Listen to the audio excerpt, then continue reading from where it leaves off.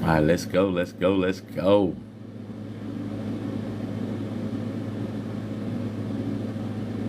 Let's go, y'all. Let's go, let's go, let's go. Welcome, welcome. We were not here last week because the DNC convention was live and in living color. So tonight we're going to recap. Good evening. I'm Dr. Sims, Walter Sims, host of the Blue Table Talk.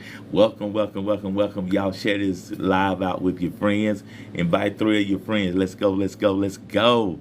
What's up, Jelly Chair? What's up, Rick? Good evening, everybody. Hope everybody's doing all right. What's up, Greg? Hope everybody's doing all right tonight. Let's go, let's go, let's go, let's go. Y'all tap that screen. Let's get some hearts in here. Let's go. What's up, Sampy? Let's go, y'all. Come on, let's go, let's go, let's go. Y'all know what time it is. It's football season. I'm so hyped. I'm so hyped. My Cowboys gonna be all right. What's up, Democracy 2024? What's up, Real Talk? What's up, Tammy? Good evening, everybody. Y'all come on here. Tap that screen, tap that screen, tap that screen. Let's go. Let's go. Let's go. Let's go. Let's go. Thank you, Tammy. Tap that screen. Appreciate you, Tammy. Let's go. Let's go. Let's go. Good evening, everybody. Hope everybody's doing all right. It's good for us to be here. My crew is going to be here. Bougie Bree is going to be late. Angel is doing homework, but Mo is coming. Sneaky is coming. Coach India be here in a minute. What's up, Dog World? What's up, Dog World? What's up, user? Hope everybody's doing all right tonight. It's good. It's good. It's good. It's good. It's good. It's good. Hey, baby, hop into the live and see if I sound okay. Everybody, y'all come on in here. What's up? What's up, KD? It's good to see everybody. Hey, Regina. What's up, Bob? Just follow. Thank you for the follow. Just thank you for the follow. Let's go. Let's go. Tap that screen. What's up, ASQ? Let's go. Good evening, everybody. I hope everybody had a chance to see the DNC last week. It was Monday, Tuesday, Wednesday, and Thursday. It was good. I'm very glad. I'm very good. Hey, Miss Trish. I'm very glad that the DNC went. Thank you, baby. I'm glad the DNC went off without a hitch. I was on pins and needles. I didn't want there to be another storyline. You know what I'm saying? What's up, Cookie Monster? Hey, Carmelo. Hey, Julie. I did not want there to be another storyline outside of the DNC just, going off without a hitch. No malfunctions that we know of. Hey, Trey, it was no malfunctions that we know of. The audio was good. The video was good. All the balloons that fell Thursday night after Vice President Kamala Harris's speech. Bluetooth headphones. Okay, let me disconnect these. Yeah, there we go. There we come on, come on. No, we won't use our headphones. There we go. We'll just be use the audio on the phone. There we go. There we go. There we go. There we go. What's up? What's up? What's up? What's up, Diesel? Hope everybody is doing all right. Hope you're doing fine tonight. There we go. Hope you're doing fine tonight. It's good to see everybody. What's up? So, yeah, my crew will be here in a few minutes. It was good. I mean, from Monday. Hey, Sandra, from Monday to Thursday, totally enjoyed it. What's up, Lane? If you want to support Trump, that's fine. What's up, Eric Count? What's up, Kira? That's hey Veronica. That's on you. But until Vice President Kamala Harris has done a tenth of what he's done, I'm gonna support her.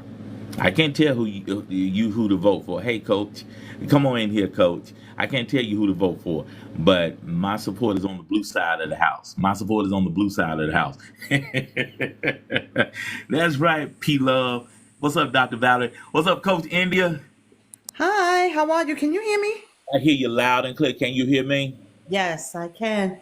Hey, how you doing? How's everything? All is well. Hey, Coach Angel. Coach Angel's she just started back to school last week, so she's got a Okay. boatload of homework to do. Mm. Bougie is gonna be late, but Sneak is on his way, and Coach Mo is on her way. And we're gonna have a great time tonight. I'm thankful. I am so thankful last week that the DNC went off without a hitch. There were no major problems. You know what I'm saying? Right. There's not another storyline outside of their numbers surpass the RNC every night for 4 nights. So tell Okay. everybody. Okay, okay. Tell everybody how was your week and how's your mental. My week is good. My mental is absolutely great, fabulous. Headed to New York in a couple of days. Really? And What's yeah, in New York? we're going to visit family. Yay. Family, just visiting.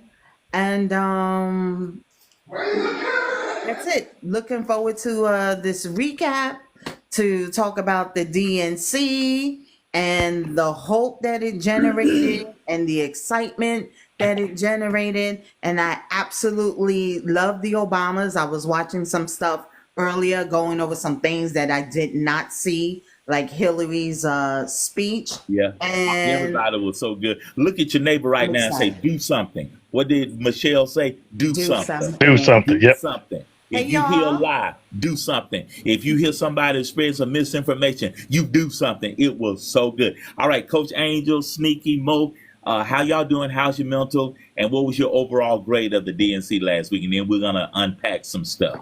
So for me, I'll go first, and so I'm going to drop off because it's back to the books and cases and writing case briefs. So for me, I'm doing great. Mental is fantastic. Easily a 10, just pushing right along.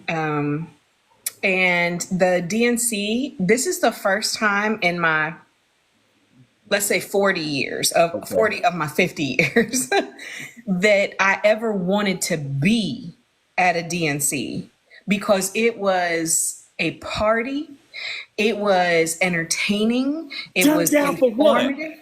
Right? It was informative. It was, it was just amazing how they did it. I loved it because I think it spread more energy out into, the Democratic base and had people eager. So he must have got a call. Oh no, wait, me or him? Him. Yo, Yeah, you're he, right. no, he turned it down himself. Shout out to the producers of the DNC because that was amazing. I said shout out to the producers of the Oh, DNC. absolutely. Absolutely. The organizers and the producers, and remember that they had to pivot quickly. They've been planning all year for one particular way, and they had to do a complete 180 pivot within a certain amount, like few weeks time. They pulled it off. I hats off. Absolutely. Yeah. Absolutely. My mental, I'm at a 9.5, 9.8, just because I just finished looking at short round, and I'm with my wife and my family. The DNC. I'm telling you, in my 57 years, I have always, from the time I was paying attention to politics, I Right. peruse, bounce in the RNC, bounce in the DNC, see what I got in the news, see what highlights there were, blah blah blah. This is the first time I watched that bad boy from beginning to end. Every day. Look, I stayed up late and still had to go to work. Yep. Look, I did a recap every night, on my Yeah, channel. I saw you were sleepy a And couple of those nights. You said, oh, "Y'all, I'm dude, sleepy. I'm I was sleepy, beat y'all." down, but I was excited. I was informed. I learned things. They I did. didn't know Tim Wall's son Gus had a Special learning needs. disability. I didn't know that Kamala They did. Harris's stepdaughter had tattoos. There's a lot of stuff I learned. Made them more cool to me. Made them more cool. People with flavor and personalities, and not just a bunch of boring old white dudes standing there talking about boring old shit. It was exciting. It was a party. It was Diverse. jubilant. It was magnificent. It was It was so good. diverse. It It is. was so It is the good. first time I think in DNC, in all the DNCs I've seen, that it was so diverse, and it was beautiful. It was amazing. I felt like everybody was represented, whether you were Black, whether you were Hispanic, whether you were white. You name it. It seemed so diverse, which was refreshing. Yeah. Yes, somebody just said they're on a Zoom call for Swifties for Kamala right now, about 20,000 plus people. Woohoo! Woohoo! All right. Woohoo! Now, I don't know if this is rumor or not. I saw it on TikTok that Taylor Swift might be donating money, making an announcement, and a big chunk of change. I don't know if it's true, but they've already forced her hand. She's got to say something with the Trump campaign posting those photos of those AI pictures. They forced her hand, and that's what they didn't want her to do. But now they're making her. Last time she stepped into an election, when she was dealing with the Biden campaign. That's right, Melanie. Over 100,000+ young girls registered to vote. Let her say something this time. And she just wrapped up her European tour. She'll be coming back to the States soon. Oh, okay. Sorry, I Mo. would have Your turn. loved to seen Beyonce perform, be the last person to pour. I would have loved it.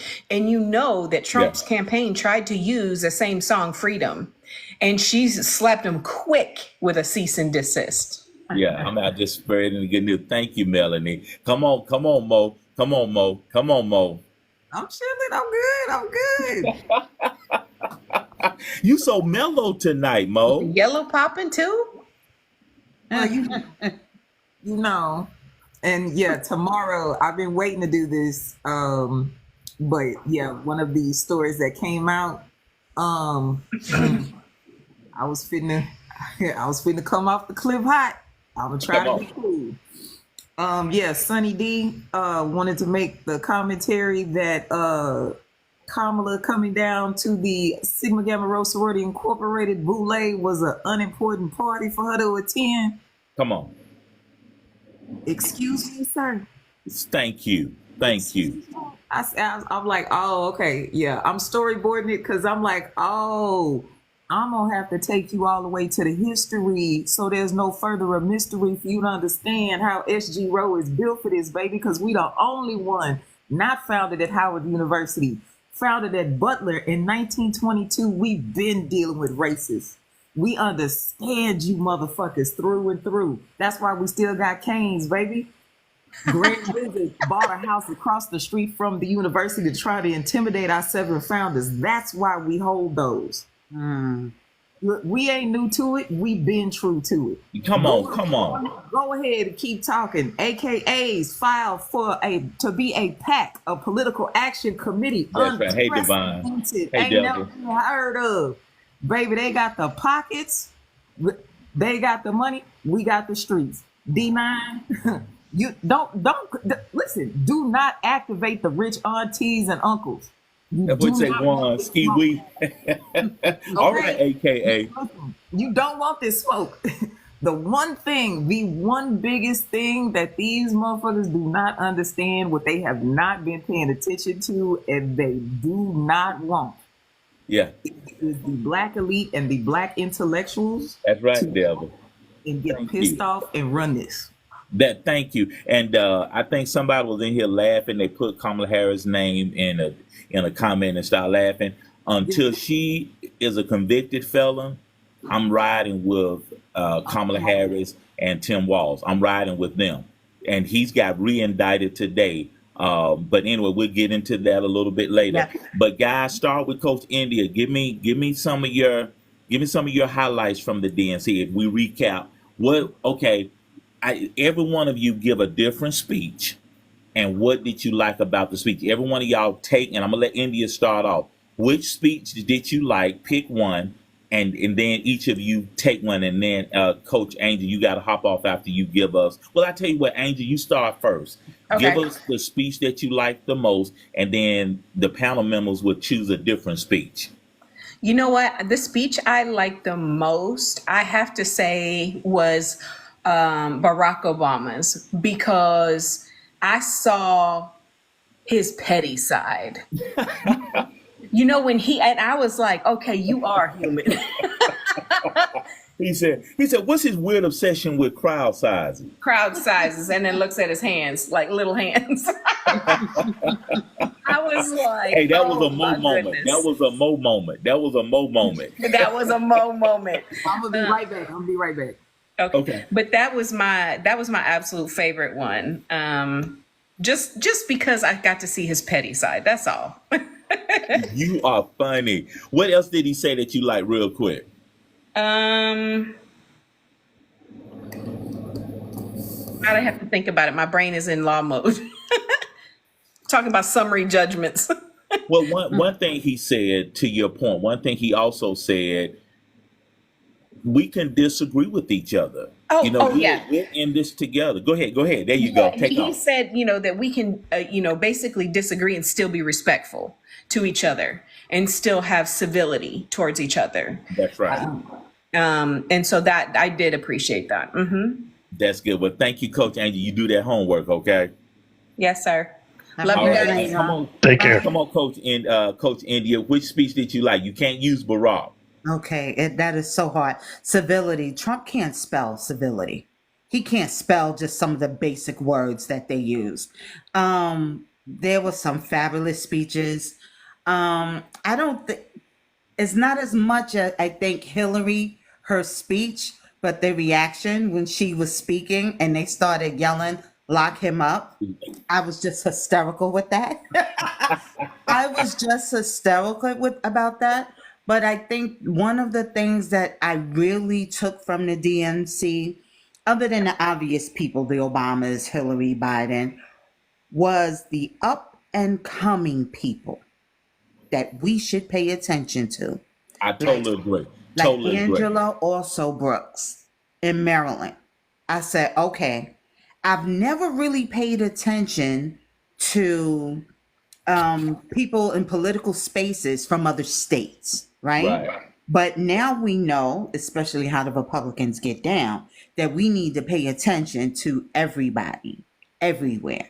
So that's my biggest takeaway. That is good. Thank you, Coach. And what about you, Snake? Well, you already said Barack, and you already alluded to do something, so I'm gonna take those two out. So, so many great speeches, so many great. I like what Buttigieg had to say. I like what Kinzinger had to say. But I'm not gonna go with a speech. I'm gonna go with the most standout moment for me is when Curry Washington said, "Everybody, pull out your cameras."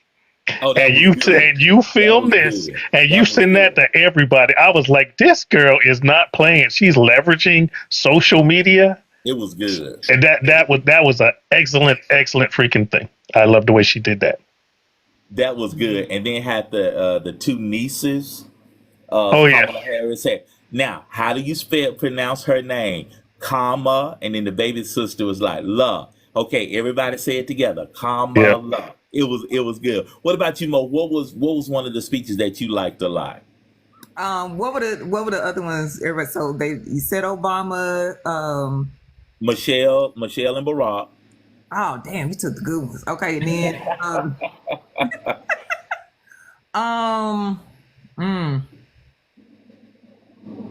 DL Yep. Hughley. Why did you like his speech? So, I have an expansive answer for that. So, I saw some commentary online that was like, why you pick him? Should have had Monique. Should have had, a woman. He was actually the perfect choice for that because he is absolutely the demographic that needs to be talked to, that needs to be captured in this moment. Black women, you don't need to say shit else to us. We just here for a damn party. We drinking wine and we high fiving and shit. Okay, there ain't nothing else that needs to be said. Right. You don't need no more convincing.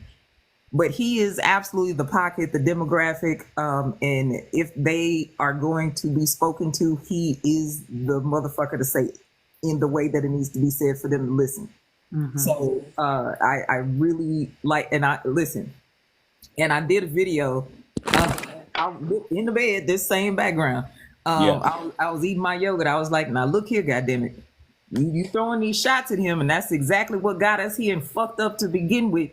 Because Obama roasted his ass at the correspondence dinner, and that got him all pissed off. But listen, that one joke he said, like, he gonna find out what it's like to get left for a younger woman. I was like, okay, I see what you did right there. I like it. So yeah, that to me, that was a good heavy hitter moment. He understood the assignment and he did what needed to be done. Yeah, he did not overtalk. He did not stay too long. He didn't make it too funny. He said, I want to say this in front of everybody. I had to apologize. She invited me to her house. She told me one thing. She didn't fuss with him. She said, do your research. Yep. Do your research.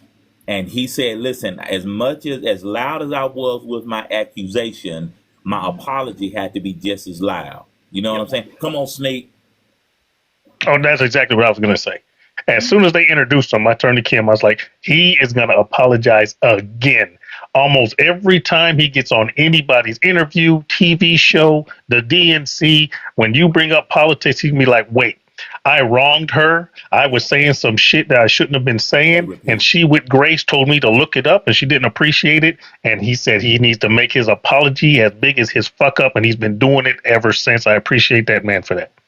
Okay, I got a list of questions for y'all. We were not here last week, but I got a list of questions, and y'all I'm gonna shotgun them. The first question I have: do y'all have an issue with Vice President Harris and Governor Tim Walz not doing interviews? I just saw before we jumped on that they're gonna do an interview on CNN August the 29th. Do y'all have a problem with her not doing interviews to this point? Absolutely not. This thing where the onus is on her. We know why, because she's a black woman. Where we have a felon, he shouldn't even be up there. He shouldn't even be running. Ask him his policies. Can he spell policies? He doesn't talk anything about policies. It's just all attacks, no, I don't need to hear, because I know for one thing, I've already made up my mind, just like they have. Exactly. That's exactly right. I don't have a problem with it because, one, look at where she's at. She's only been running for president for a freaking month. There's a whole lot of work to do. You got to do some organizing. DNC, they got a campaign to go place to place. Trump's been doing interviews for 4 years. He's been campaigning since he got elected. He's never stopped campaigning. He's been doing rallies since he was the president. Okay, she's got a short time. We're down to 70 plus days. Or 70 days exactly now? 70 days exactly. She got a lot of shit to do. All right. They did have to revamp the DNC. You guarantee she had to make sure they brought in her family, her friends. They had to get her input, right? And campaign, and to adjust to the fact that she is going to be the first black female president. Come on, man. Of course she's got a lot of stuff to do. The interviews can wait. It's not like we don't know what she's trying to say. Okay. Let me play devil's advocate for Mo. Mo, if she was doing a lot of interviews, what would they be saying? Let's play devil's advocate. If she was doing a lot of interviews, Mo, get angry Kamala on the mic. What would they be saying if she was doing a lot of interviews? So first off, what I tell y'all all the time, you can never be enough for somebody that don't want you. So she was doing a lot of interviews. They be like, how come she ain't campaigning? She's scared to get on the campaign trail. She's just sitting on the TV all the time, just talking to reporters all day. What's she gonna do when she get in the office? She can't learn to talk to people, and she can't.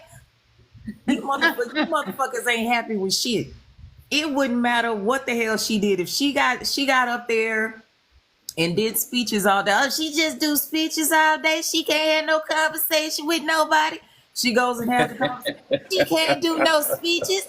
She goes and does the speeches. If she reads off a teleprompter, she can't talk to nobody. She got to read off a teleprompter. Fuck, she don't read off a teleprompter. How come she just talk out of it? Listen, what we gonna do is what the fuck we want to do. And we ain't gonna listen to y'all shit no more. Because where y'all showed y'all hand and your ass at the same time. Okay? Was that she ain't black, but she ain't qualified because of Dred Scott. Come on. I'm sorry. You gonna have to choose how you execute your racism, and you gonna have to stick with one side. You're gonna have to see it through. You're gonna have to see it all the way through, my boy. Mo, I'm gonna echo what you just said again. Y'all pull your notebooks out, and when we're talking, y'all need to be taking notes. We got Dr. MHB on the hot seat real quick, but y'all write this in your notes because she just dropped a nuclear bomb on you. You will never be enough for somebody that don't want you. Mo, you just dropped something, Coach Mo to be. That was good. That was good. That was a Mo moment. Well, Doc paraphrased it. My exact quote is, "You will never be enough for a motherfucker that don't want you." There it is, y'all. Now that sounds like Mo. Hey, that was the G-rated version. That's my exact quote. Get it right. That's right. Like some of the people in the comments. Yeah, Dr. MHB, welcome to the Blue Table Talk. Let me bring him in, Dr. MHB. Welcome to the Blue Table Talk. Everybody, put your hands together. All right, Doc, it's yours. So Dr. MHB, recap the DNC for us and what did it leave you with, and what speech did really resonated with you? Yeah. So good evening. Very nice to meet you all. I was there. Was in Chicago for the whole week. So probably my favorite part of the DNC was the Congressional Black Caucus meetings. My favorite speech of the week. I'm gonna pick two if that's okay. That'd be fine. My top one was Wes Moore. He is the current governor of Maryland. Yep. And my second favorite was Gretchen Whitmer, who is the current governor of Michigan. Big I like Gretch. them both because as Big Gretch, not the little one. Right. No, because as someone on the panel mentioned just before I hopped on, what I really love, one of my big criticisms with the party has been a lack of clear succession. I think we've kind of been in free fall since Hillary jumped the proverbial line in 2016.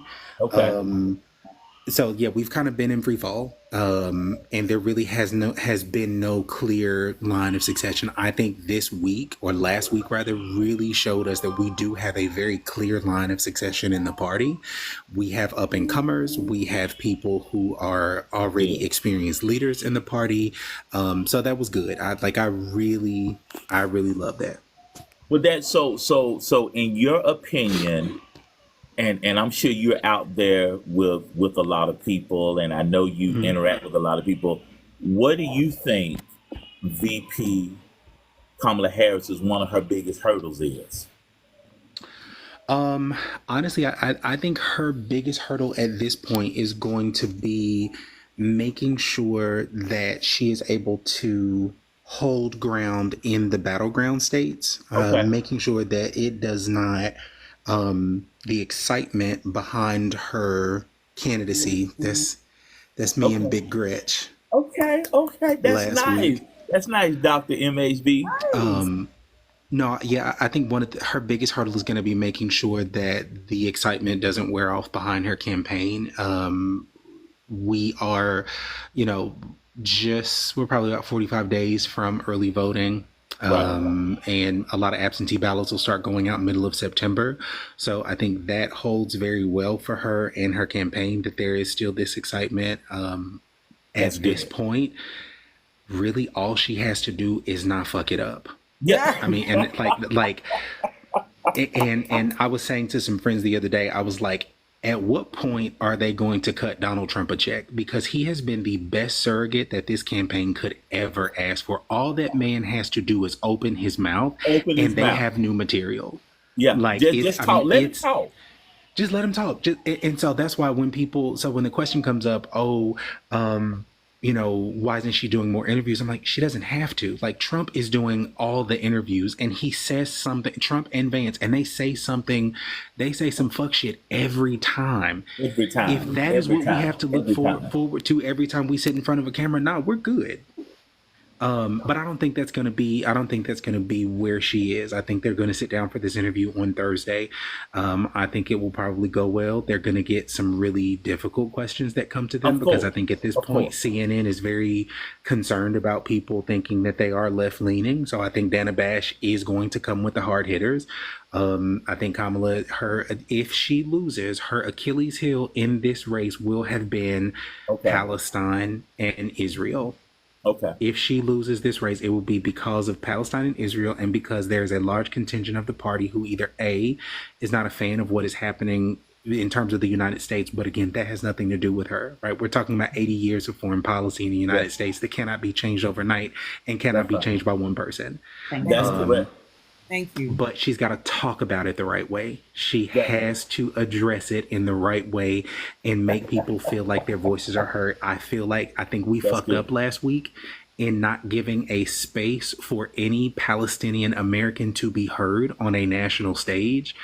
People are feeling that, and they are still very upset about it. So I think they've got a lot of work to do on that in the next, 69 days. But they can do it. They absolutely can do it. Well, yeah, hey, Sneaky, give him some love as he leaves us, man. Thank you, Doc. Oh, absolutely. Thank you, man. I appreciate y'all for having me. Thanks so much for what y'all are doing. Go ahead, Sneaky, raise your church finger. Well, what kind of irritates me, and Doc touched on it, all these people that keep saying, well, she's been in office for this long. How come she's saying she'll do it on day one? Name one vice president that's done anything.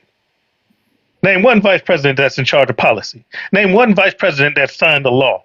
Anybody? Mike Pence didn't even do shit. Name one vice president that has that duty. They got 3 jobs, Sneaky. Tell them they got 3 jobs. The VP got 3 jobs. Well, VP's in charge of the freaking the House. Okay, is House or Senate? That's it. The Senate. Is the Senate? That's it. And he's back, and the vice president is back up for the president. If something happened to the president, they need to be ready to step in. Now, the only vice president that was rebellious and said, "Bring me in. If I come in, I want to have a job. I want to have something to do," was Joe Biden to Barack Obama, and Barack Obama put him in charge of the economy. Oh, no, Sneaky, hold on. I ain't gonna let you do Pence like that, okay? Because Pence didn't do shit. No, we gonna put some respect on his name because he stood his ground and he did not go with that fuck shit on January 6th. He did his job. He did it. That's right. That's right. He don't get no credit. Fuck him. He did his job. That's it. He don't get no praise. He did what he was supposed to do. Fuck Mike Pence. He did his job. Sneak. But Sneak, he did the right thing. He did his job. I'm gonna go with Mo on this because it was a lot of pressure that day. And he stood his ground. I know he did his job in the face of a whole lot of adversity. I do a lot. I do my job when people tell me other shit. When people give me pressure, I do my job too. You don't praise me? The dude did his fucking job. That's it. Don't make him a hero. It's the rest of the people that were fucking criminals. Don't get it twisted. He did what he was supposed to do. So I'm sorry. I see it differently. Mike Pence did what he's supposed to do. That's it. Man, they threatened that man's life, but he stood his ground. I like that. And you know what, too? I also think that the Kamala Harris campaign, they also know that they are walking a thin line when it comes to that issue of, Palestine and Israel. And I think there's no way anyone should have gotten up there and spoken about it. I don't think she should have allowed them to get up there and speak about it when you don't know what people are going to say. And I just think that wasn't the space for it. They interviewed the lady that was prepped. They had a person for that. They interviewed her, and she got bumped, and so did James Taylor, who's an entertainer. Right. People got bumped because of people went long, okay? Actually, I think it was Bill Clinton. Bill Clinton might have been the one who bumped her.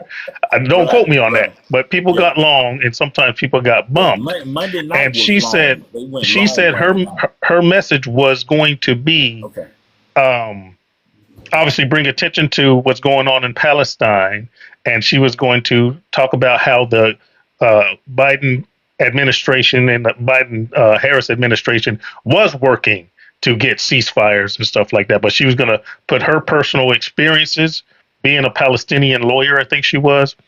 But she explained what her speech was going to be, even though she didn't get to deliver. Yeah, I kind of wish she would have. I wish she would have been able to. Since we here, and we'll start with you. How did you think, did Vice President Harris, in her speech, and it was like 30 plus minutes, do you think she checked all the boxes? Were you satisfied with her speech? And I was more than satisfied. More than satisfied. She was poised. She was direct. She was funny. Okay.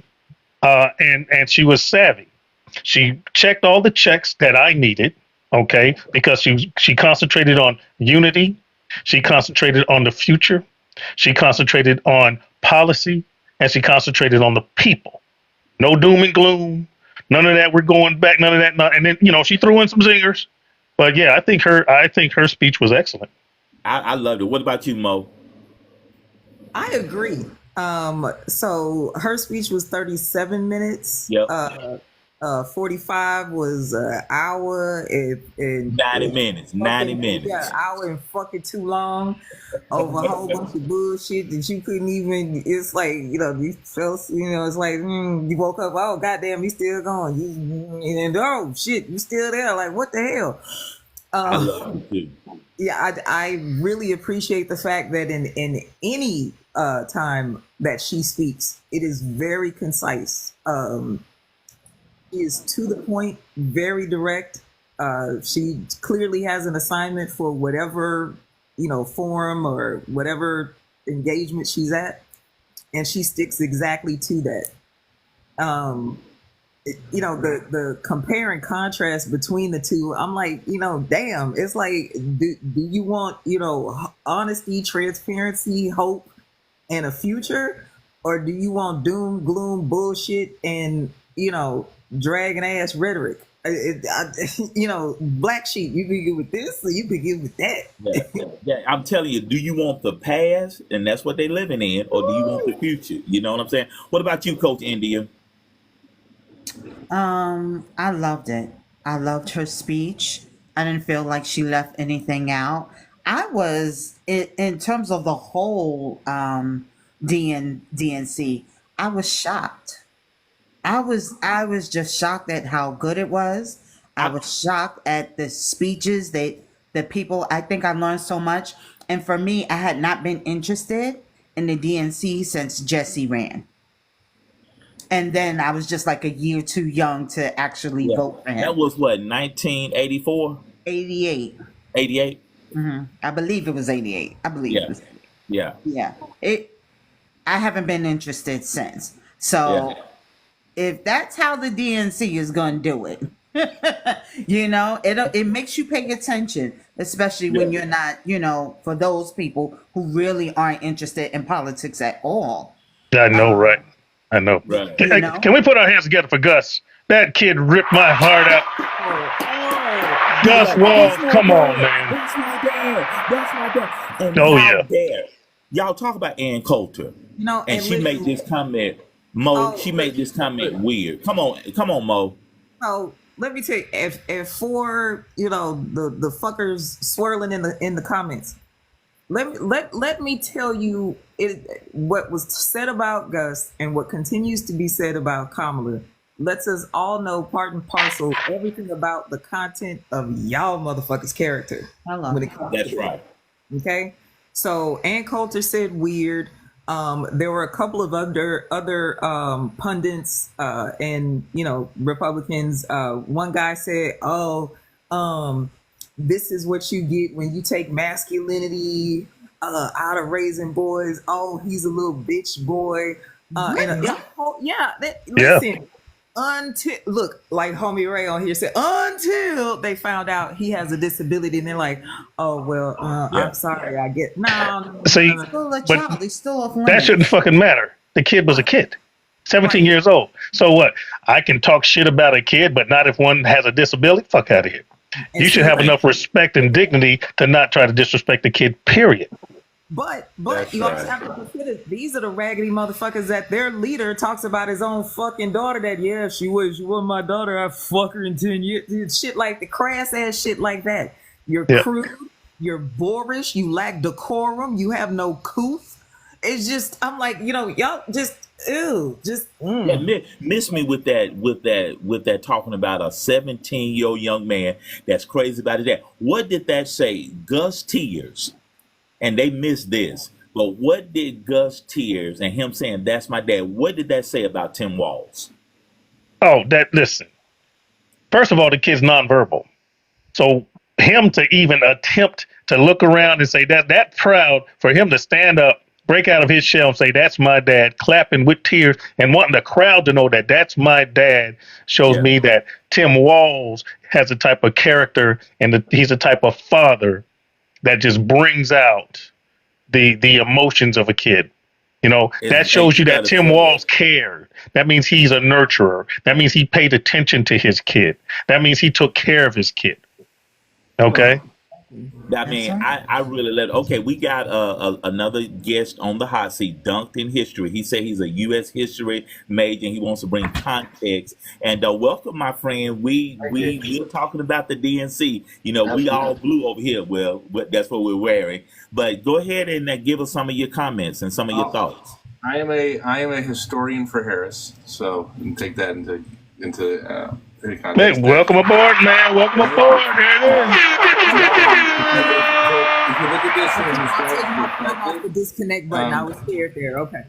Oh, you're good. But if you look at this from a historical perspective, you can see that Democratic policies end up being economically well for the country, and they end up with job creation, with a reduction of our national debt, And that's because that we tried to focus on increasing our revenues, especially with the higher earners, and having them pay their fair share, thus making it so that we can have more money to pay our debts, right?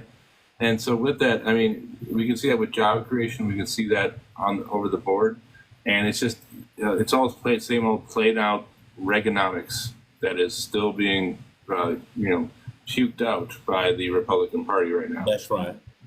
And on a side note too, I am the father of a nonverbal autistic child, and I would say when that happened to it, Gus, I bawled like a baby. Me and my wife both did, and absolutely, it was such a true moment. And with that though, I think that this is a real chance for breaking that kind of glass ceiling when it comes to having a woman as an executive for the country. And I think that once this happens, if this does happen, which I hope it does, that we're going to see much more a sudden increase in frequency of female candidates for the presidency. What do you think about, what's your position on, because one of the fellows that I follow, he said, you know what, I just need somebody to stop Project 2025 because Trump swears he doesn't know anything about it, he doesn't support it, etc. And we all know he's a liar. Even though he adopted 60% of Heritage Foundation's policies last term. So, I mean, there's that too. And so it's complete BS. Everybody who helped written that was part of his administration, including Ben Carson. I mean, that's a key one. And that's somebody who I actually used to admire back in the day. Exactly. Me too. But with that, it's you can tell that Ben Carson, it was a matter of ass kissing that got him where he is right now, because after the primary, he did so poorly in the primary that nobody was ready for Trump in the 2016 primary, and I think that played a huge role in him just being very subservient to that and just trying to ride a career in politics, even though he had a perfectly fine career in medicine. It's excellent, doctor. Excellent. Let me ask you this. Apparently, he has a picture of himself being held by Jesus in his bedroom, in his like living room.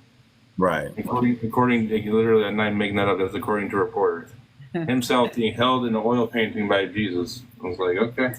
Oh, what's that? Oh, okay. Let me ask you this, and this will be a segue into the next question I want to ask the panel, but I'll lead it off with you, Don. What do you think about RFK Jr. supporting Donald Trump? I think he is an embarrassment to his family name. I totally agree. And I mean that. I mean, it's like I get he's probably a decent human being, okay? But when it says principles, he threw those principles out the window. For example, you're one of the most successful environmental attorneys in the country, and you're going to go work for an administration that is known for deregulating the EPA. Thank you. I mean, that makes zero sense. It means you gave up all your ideals. Yeah. And he in his platform was saying that even the Democrats didn't go far enough on environmental policy. That was his platform. And for him to say, scrap all that, give me a health job where I can spew my quackery. By the way, I have an autistic kid, wasn't caused by vaccines. And so with that, it drives me nuts to hear those kind of talking points. And the fact that he came to Kamala looking for a job before that too. This isn't the first time we've heard this story, and it's pathetic. It's basically the same thing as if somebody was in a primary, and they end up after running their primary, duck out in exchange for a campaign job or for a job on their cabinet. It's stupid, and I think that it's a harm to the country. I honestly think though that a lot of his voters are very independent minded and probably won't listen to him when it comes to doing what he says. Well, thank you, Don. We appreciate you, man. I'm gonna follow you. in a little bit, okay? Yeah, thank you. I host our regular lectures on American history on here, and we dive into the histories that nobody likes to talk about: histories of slavery, histories of Reconstruction, thank you, all those kind of things. So feel free to follow me. I'm following you, big man. Thank you for being here. So, what do y'all think about RFK Jr.? His family is like OMG. Shame on him. Come on, Snake. I think that man is a blessing to the campaign. First of all, his voice, just listen to him talk like scratching your brain. It just scratches my brain. I can't listen to that man speak. But he was an alternative for people that didn't want that didn't want Biden or Trump. He was the alternative. But he was so far to the right with the anti-vaccine and all this nonsense. He was pulling more Trump supporters than he was pulling Biden, now Kamala Harris's supporters. That's how come Trump called her. Y'all saw that phone call. He called him, massaging his nuts, trying to get him to, hey, you might need to step down so that you stop taking away from my voters. Because he ain't stupid, or somebody told him that. Maybe I think Trump is stupid, but someone told him that he was losing more voters.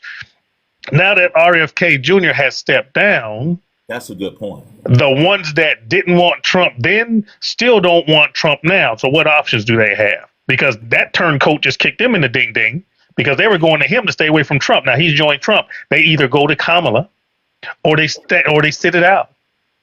Now the ones that were going to go to Trump anyway were still going to go to Trump. He did no damage. Yeah, he did no damage whatsoever. A lateral move. It didn't help or hurt our campaign, for instance. It was just a lateral move, right? Yeah. But the ones that went to him because they didn't want to go to Trump, now your only two choices are what? Trump or Kamala Harris. Because if they wanted freaking Cornel West isn't in enough states to freaking win anything, he's going to draw some votes. That sucks. And freaking Jill Stein's just a Russian bot, but she's going to grab some votes too if she's on the ballot. But no third party person traditionally is in enough states to win the electoral college. You don't win the presidency of the United States of America by popular vote, as Hillary. Okay, you win by the electoral college, and if you're not on enough ballots, you can't win 270. And if you vote for them, you're just wasting your freaking time. You're not all those people, those Never Harris people that just popped up like a day or two ago. We're not going to vote for her because we're going to punish her. You ain't punishing shit. If she wins, she's going to still be the president. If she doesn't win, she's going to be chilling somewhere as Kamala Harris, rich as hell, doing what she does. You're not punishing anybody but Palestine. If you do not want Kamala Harris because you're upset with what's going on in Palestine, and you make Trump get into office, he wants freaking Netanyahu to do whatever he wants to do to finish it because they want that beachfront property right there over there in Gaza. Y'all can fuck around and find out if you want to. Thank you. Hey, before we go with C. Hayes, I liked her husband's speech. Her husband did a good job. I was real proud of him. Oh my God, you heard that? Yeah, he showed a softer side of Kamala. He said, she said she has been a blessing to my family. Her family, his family loves her. The blended family is awesome. But C. Hayes, you on the hot seat. What was your take from the DNC? How you feeling? Are you inspired? Are you pumped up? Talk to us tonight. Welcome. Well, first, thank you guys. First of all, I'm from Pennsylvania. I'm 55 years old. Are we all Kamala people in here? Yes. Absolutely. Absolutely. And thanks for coming in here, CA. That's right. Bring that music on. I'm so excited to be with normal people. Oh my God. I thought the DNC was great. I get into these chats with other people, with Republicans, and these Trump people are just so they're just I'm dumbfounded by the way they talk. And me too. The only reason why people were at these DNC is because they kept bringing Beyonce up. So whether Beyonce was there or not, they were all there for Kamala. That's right. They weren't there for Beyonce. I mean, she would be a nice little hit for it, but whatever. They were all there for Kamala because people care. Our country is my heart. I'm a very spiritual person. I am a Christian, and I believe God's going to bring us in the right direction. I just feel that our country is gone to hate, and we're not one anymore, and it hurts my soul. It really does. And I think the only way it's going to get back, you're going to have those people that are MAGAs that are just going to be crazy as ever. You're going to have that. Trump ruined this whole country. He divided every single one of us. Whether you're black, you're white, I love you all. I don't care. You're all human. Right. There should be no dividing between race or color or anything. we should all be one and love one another. We're Americans. Right. So what? Real quickly, which speech did you like the most? If you had a favorite one or It's two, definitely which speech did you like? Michelle and Barack Obama. I love him. I love him. I loved him for when he was a president. Just the way he talks is just melting to me. Oh man, it was so good. I enjoy. It was good to see them again. It was good. Right? They were like my favorite. And Oprah, I thought Oprah did well. I thought Oprah did great. Did she give $150 million donation, or was that? Did I just see that number somewhere? Did she No, make a she donation? did. She did. She gave that much money. She Yeah. did. Wow. It was so good. Thank you for being here with us, and keep hope alive. And don't you get discouraged. Like I tell my clients, my class, and my congregation, let's not fuss with anybody. I have to remind myself of that 3 times. We're not gonna fuss with anybody because you're not gonna change anybody's mind fussing with them. You know what I'm saying? Exactly. And you know what? To be in a room with all you guys, my heart is full. Oh, y'all give us some love, Sneak. There you go. Absolutely. Yay, you guys are great. Before we continue on, can I say something real fast? Let me say something real fast. I want to thank all of you bots and all of you trolls for coming in here from the bottom of my heart, for raising our numbers. You guys are valuable. I appreciate you so much, you jackwagons.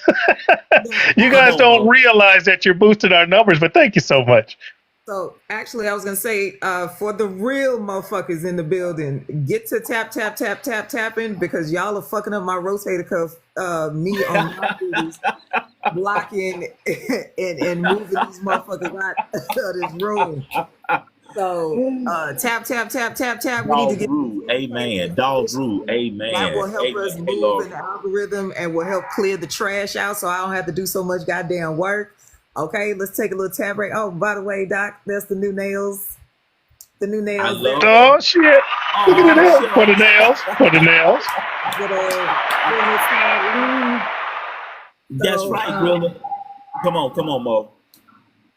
Okay, so what's the next thing? So because they listen every single day, it's some new bullshit. I was like, they came with the Dred Scott thing.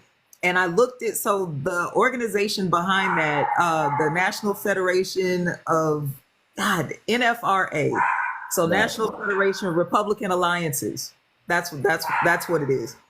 Right. So it's not a 5013C, so they don't have to disclose their donor list.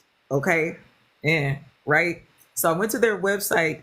Do you know part of what they have on their website of how they explain their organization? You're gonna fucking love this. So these are the ones that's issued this resolution to use Dred Scott against Kamala, right?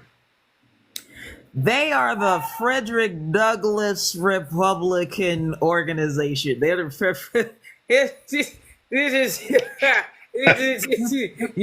you motherfuckers. I'm putting cases on all you bitches. Come on, Mo. They are the Frederick Douglass Republicans. Crazy. You know what irritates? I'm sorry. What? I mean, literally, that is the epitome of we gonna play in your face and make you watch and smile while we do it. That's all they do. The Republican Party, they have no original ideas, right? Donald Trump got impeached. Well, we're going to impeach Biden. They couldn't impeach Biden because they didn't have the evidence, so they settled for Mayorkas. And then that got pushed aside, right?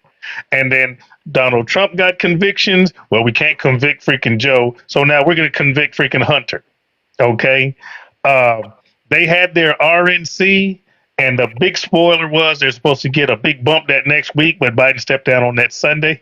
That was so slow. And it's all been about Kamala. And what did they do at the end of the DNC? They thought they had their Hail Mary with RFK Jr., and it was a flop. They tried to do the same thing. They waited until after the DNC was over, and they dropped that moron. And what are they talk? What's in the news cycle right now? Still Kamala Harris. That's what's in the news cycle, and Tim Walz. freaking Trump's news is always been, it's been bad press from the end of the RNC. It's been bad press. Every time he thinks he's doing something good, he says something like a knucklehead. JD Vance can't buy donuts. He does something like a freaking knucklehead. He gonna walk up and I want to see what my plane's gonna look like. And he said, anybody want to ask me questions? They're like, no, we good. Yeah, And then he walked away. today? Don't put me on camera. What's Yeah, the wait. You say anybody want to ask me a question? Yeah, can you move over? Can you get your ass out of here? Can you get your ass out the way, motherfucker? Because ain't nobody worried about you. God But damn. every time, look, they try to regurgitate what the Democrats do. When Tim Walz had his first solo outing, and it was hot, and that lady went down because of heat, he stopped. Hey, get her some water. Is everybody, make sure she's okay? Everybody else drink water. It's out of here. The next time Trump went out the gate, what happened? Some lady, when he was behind the bulletproof glass, some lady went down, and he came from behind the bulletproof glass to check on her and hugged her, and there was a camera right there. Like they don't even know how to fake it. That's right. You know what I'm saying? It's not authentic. It's not Yeah, authentic. they don't even know how to fake it. Copycat mother, boo boo. I'll say it. I'm trying to keep us from getting kicked off. Good evening again, everybody. We are recapping the DNC. We're going over some questions for my panel. Bougie Bree says she'll be here in a little bit. She's driving from the Woodlands. Coach Angel stopped in for a moment, and she has homework to do. And we've had about 2-3 people sitting on the hot seat. Thank y'all for being here tonight. Thank you for the numbers. Y'all, listen, we voting blue. Come on, Mo. Then here's the other thing. They literally at this point have to like hum the ABCs because no artist will allow them to use their music. No. Isaac Hayes, the state, the ghost of Isaac Hayes has dun dun dun dun dun dun dun dun. Dun. He said, I'm just talking about shut your mouth and pay me my motherfucking money, you bastard. You can't Pay me my money. Yeah. If they use a Sesame Street song, Bitburg don't sue that ass. No, Oscar the Grouch go, listen, trash cans, can do something to you. You listen, you don't want to mess with that. Okay? Oscar ain't to be played with. Okay? Yeah. And listen, the Bloodhound gang, I heard, listen, them 34 convictions, they might file something else because whatever you do the crime, they got the time. And you know something real quick, everybody. How silly. He can't get out of his own way. Why would you try to take credit for an AI-generated photo of a person you know does not support you? No. Worse than that, the AI photo of the black women. Listen, bro, no. Hold up. Wait. Did you see that? Like, listen, you do understand that black women look different from each other. You could at least change the skin color. And Thank you. 6 fingers? Listen, I don't even know if y'all Seven toes. Yeah, and the buttons on the jacket. Listen, we know your fat ass can't actually button the motherfucker, but you could at least get the illusion that it looks like it could and it lines up. Like God. And you know what's so funny? This is the Mo asked what the next question is. Am I missing something? Because as egregious, and that's probably another word I want to use, as egregious as deplorable, that may be a strong word, as he's a convicted felon, and yet he still garners all this support. Am I missing something? And they say, oh, the media makes him the bad guy. The media wants him to be the bad guy. They don't want him to be great. I don't even understand it. I don't know. If they admit, I'm sorry. Go ahead. If they admit that he's a felon, a bad person, he's a shitty businessman and all of that, then they're going to have to admit that they were wrong. And that's just that arrogance. That's that I don't want to say it. Amen. Yeah, that very, very, very light colored that very light colored, you know what I'm saying? Supremacy. Son, kids, come on in here, son, kids. I'm actually gonna be upsetting in my answer. Okay, come on. I think if you are supporting him, you are just as racist, sexist, misogynist. You are all of that because there is no way you can see yourself supporting someone with this type of mannerism. That's it. Come on, Nothing son, kid. about That's him it. is That's it. my President. Speak that. So my answer is actually not exactly that. Okay. It is the praise and glorification of violence within our communities, and the violence is different. In our community, it's physical. In their community, it's financial. Oh, You better say that. Mo, I like that. Hold on, Mo. Hold that thought, Mo. We got Sun Kiss, our fourth guest tonight. Sun Kiss, introduce yourself. Well, Wait, I met Sun Kiss. Kiss, Welcome, welcome, welcome. Hi. First and foremost, giving honor to glory and God and being in the room and on the panel with all of y'all. Thank you so much. Oh, we love Yeah, you. tat. Now that Yeah, we done we got the love you pleasantries out the tonight. way. Now Come that we on, done got the talk to pleasantries us out the tonight. way, I'ma say this. I know this is about the motherfucking DNC, but I'ma say this. At this point, if you vote for Donald, somebody asked me, they said, well, you a Trump supporter. I said, baby, I'd rather suck dick backwards through a straw with gout and leprosy before I Immediately, allow yes. myself to walk into a voter booth and vote for the felon in chief. Immediately, yes. That's a follow. Yes. Wow. Word. Yes. We I follow would you, rather Sun be Kiss. bow-legged, broke down, slew-footed, and fucked out than Mealy vote mouth. for Donald Trump. Yes. Yes. I'd You rather got some new followers, Sun Kiss. You got Yes, some new let me followers. follow her right thank now. you, because we're at the intersection, and it's a thin line between democracy and dictatorship. You preaching Very tonight, good. Sun Kiss. Sun If Kiss. So what do you say to our brothers and sisters that are supporting the Republican Party and they just love Donald Trump? They are saying that we're having a plantation mentality. We have a slave mentality. What do you say about those folks that look like us is going to vote and support him in November? Well, I think we have to be clear, first and foremost, always about the statement is all skin folk and kinfolk, and that's been true and has withstood the test of time for forever. You will always have people who are in it for what they believe is the benefit of themselves by curling up to massa in Ooh, them that's than it good. is by standing by their own people and standing in what we know to be true and to be correct and Thank you. right. Thank you for And that that is statement. what this comes down to. Now, I always say this because I'm a fair and true individual. I will say this. If you voted for Trump in 2016, I've openly said I understand that. You wanted something different. You wanted to go Okay. against the establishment. You said politicians were not politicking like they used to, and you wanted something different. I understand that, but baby, once you've experienced the menu, and everybody, 17 million people have determined the menu is no good, but you keep going back wondering why you got food poisoning every other night, why you can't shit right on the toilet, why you're in distress, can't sleep good, you're feverish, you're feverish, you roll around in the bed, you roll around asking God what's going on, and he's telling you the answer, and you're just choosing not to listen. Sun Kiss. What did President Barack Obama say? He said, "You know the sequel is You never know as the good." sequel is always worse than the original. That's it.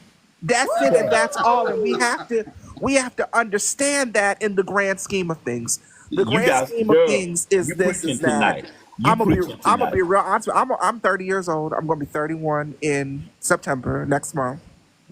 And I tell people all the time, as the younger side of the millennials, I tell people, at this point, it's about right versus wrong. That's right. And if you sat up there and your parents taught you right versus wrong, then how are you taking their teachings and honoring them? How are you honoring yourself?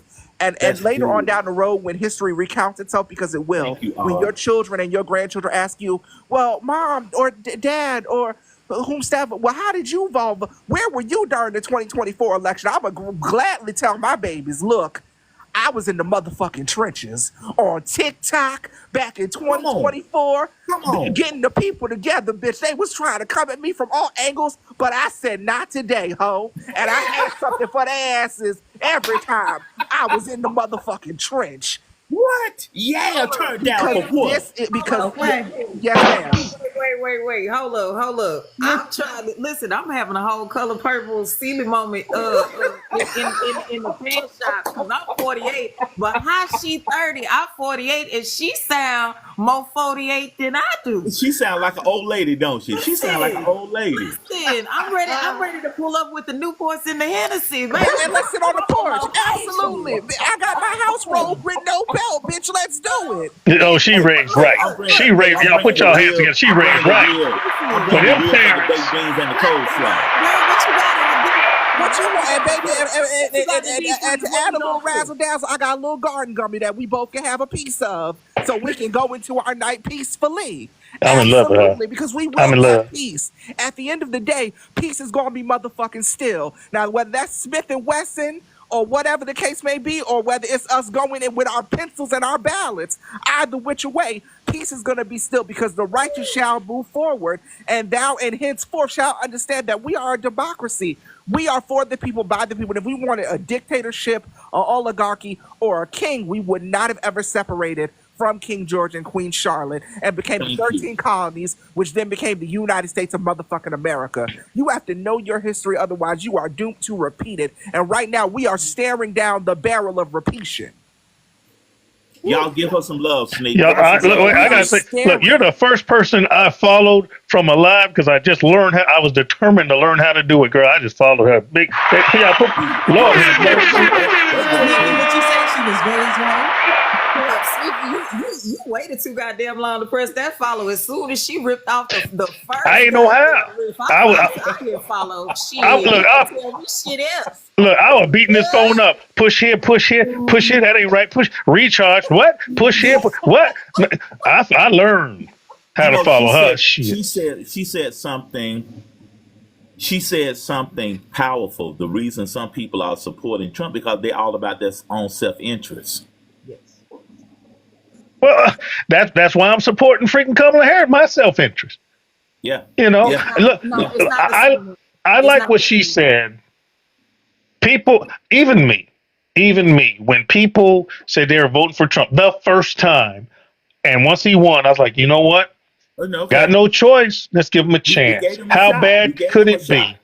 He's got a freaking cabinet. He's not doing everything by himself. There's some people in the room that's going to help him. So, you know, I was consoling myself.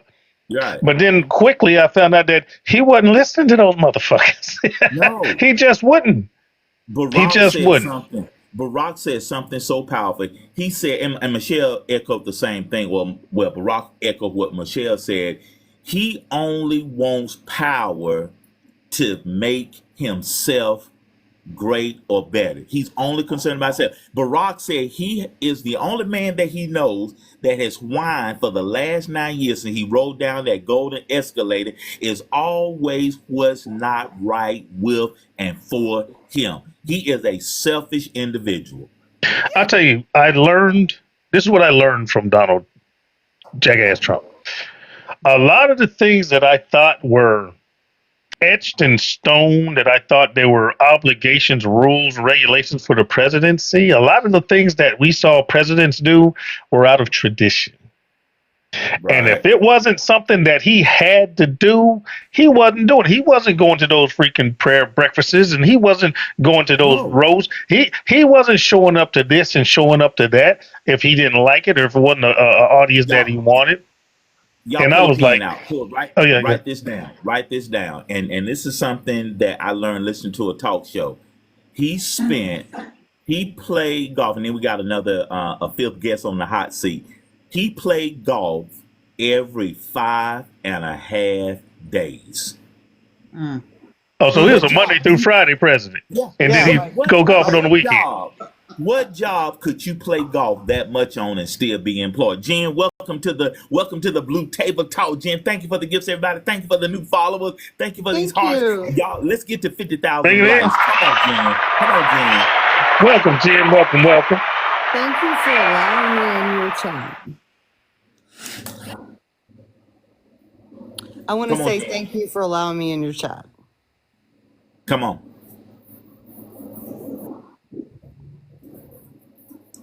What's on your heart? Oh, I just thought you'd ask me a question, or should I speak what I say? Yeah, well, what did you think about the DNC? Did you have a favorite speech, and why you vote? Why you voting blue? If you're voting blue, I'm assuming. So, but why you? I'm not. I'm a former Democrat. Oh, well, talk to it. Well, okay, we can talk to you tonight. We are loving people, and we're not gonna jump on you like a lot of other lies. You We're know, gonna I let you voted for talk your Obama. I speech. voted for Clinton. I'm a former Democrat that's not voting Democrat again. Okay, why not? Well, I gotta say, I think there was a lot of division created in this country under Obama, and I voted for him. And I think that there's this whole thing that it's all about, about the difference between races. And I think we need to take a step back and think about our country. The inflation is out of control. The grocery Okay, prices that are out of control. And I think we need to talk policies.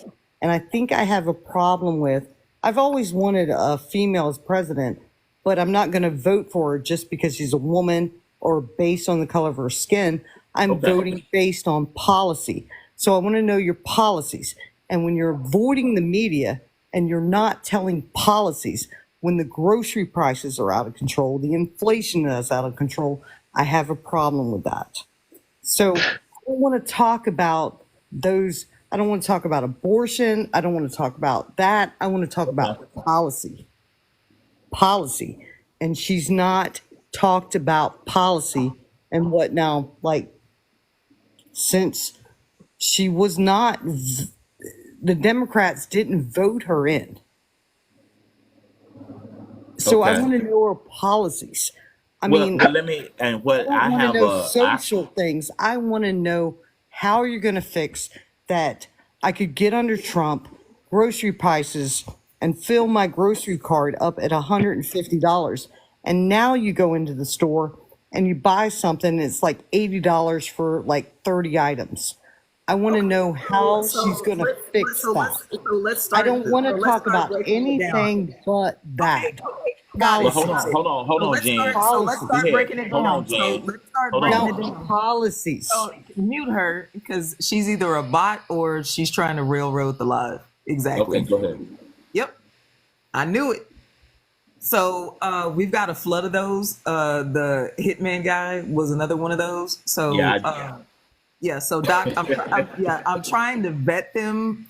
So what we got is low level bots. Yeah, exactly. Right. So that's a Chat GPT bot. So okay, there's a lot. Right.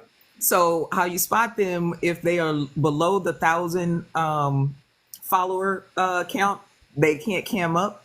And so those are going to be a lot of the Chat GPT bots, and they're going to have the repetitive speech. You're going to have to engage in them in open-ended questions, and you're going to have to change cadence and everything in order okay. to try to test to whether or not you have Yeah, hey cognitive. guys, and what do you say to that? And what Well, I said to one of my friends is, well, what policy could she come out with? Because a lot of presidents have a vision. Okay, what hmm. could she say?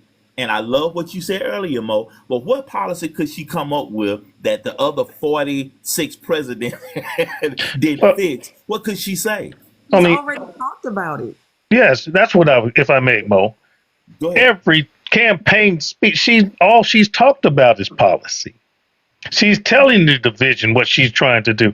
You compare every speech she's made. I'm not talking about interviews yet, but every speech that she's made compared to every speech that Trump has made, you're talking policy. Because what I was going to ask the person that was in here, if it was a bot or not, I'm like, well, if you're going to vote in the other direction, what policies have prompted you to do so?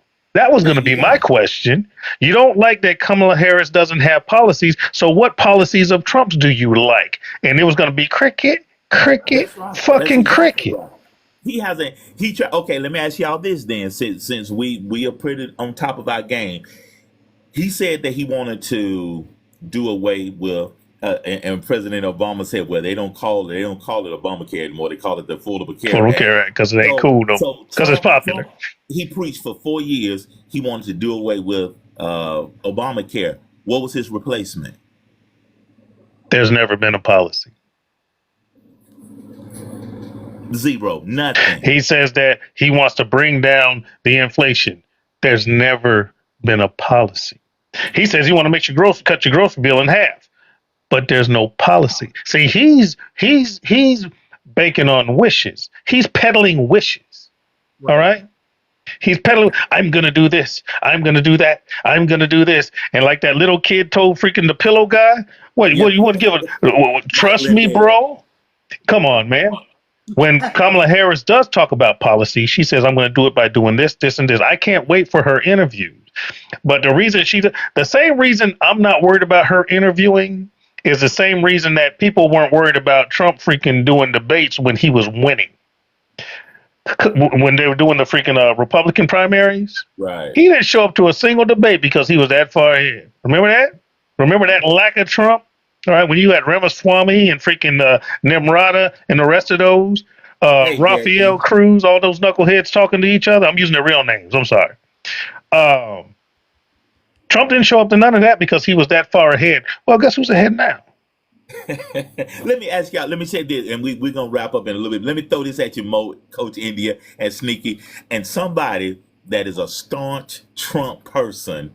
And every time she responds to something that's thrown at her, for instance, she says Vice President Harris doesn't answer questions, but Trump answers questions. What question can you recall Trump ever giving a complete answer to?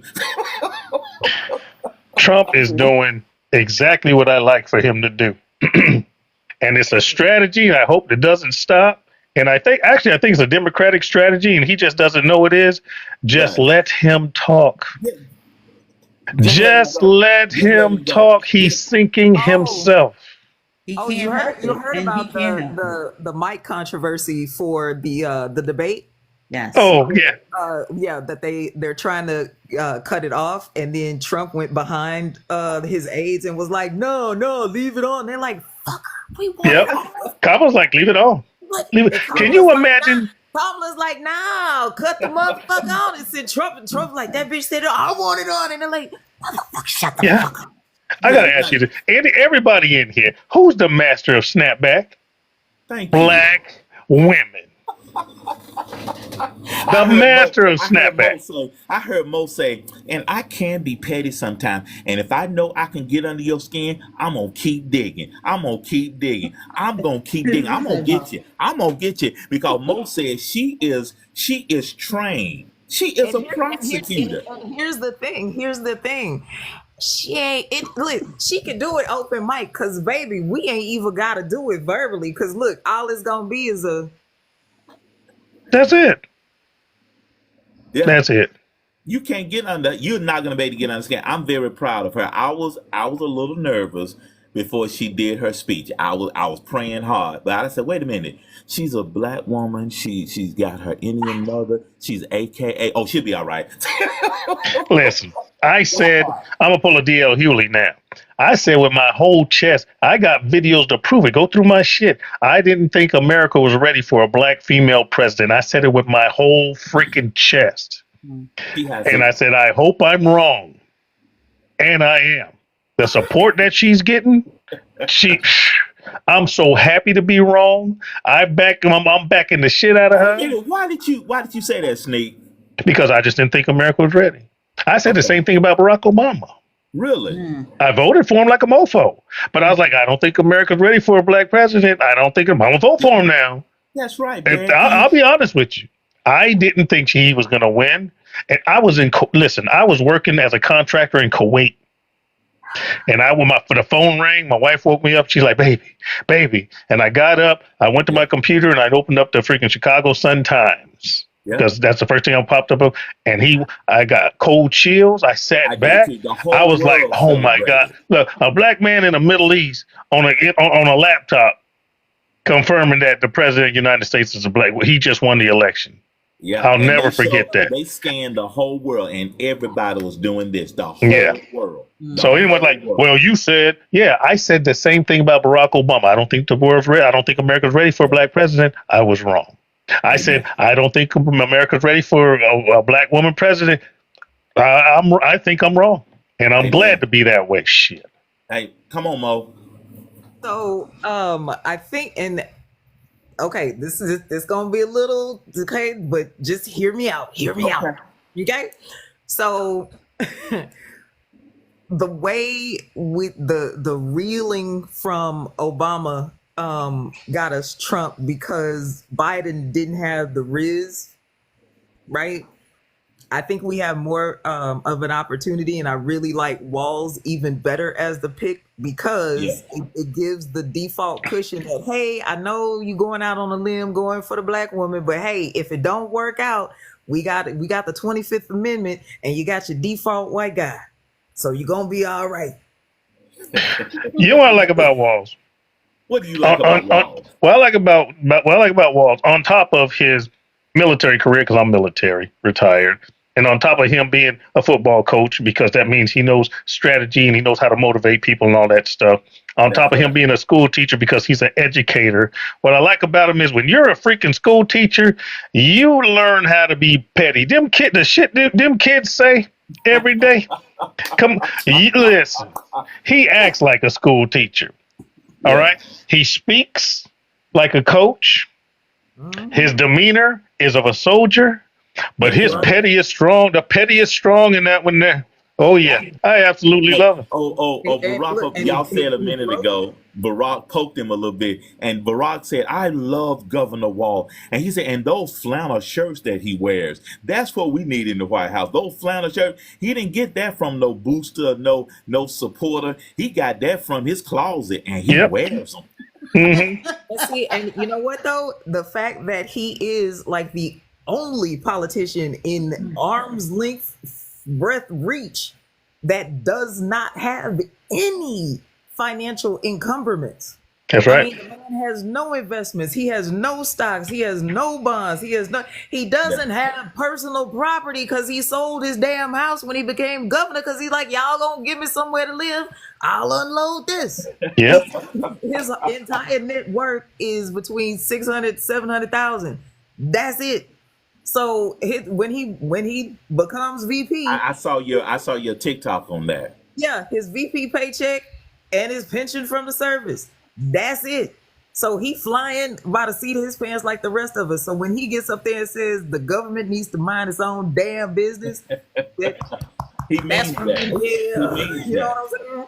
See, but in recent politics, because normally the VP doesn't do shit.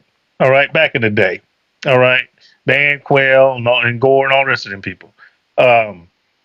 But since Biden for Obama, he's been the attack dog. When Obama couldn't say stuff, that's when he came out with the malarkey and this, that, and that. He was the attack dog. Okay? Can you imagine the Rottweiler that we got in Tim Wall to defend Kamala Harris? Come on. The petty's strong in that one. I'm telling you. And he look like a pit bull, don't he? He looks like a pit bull.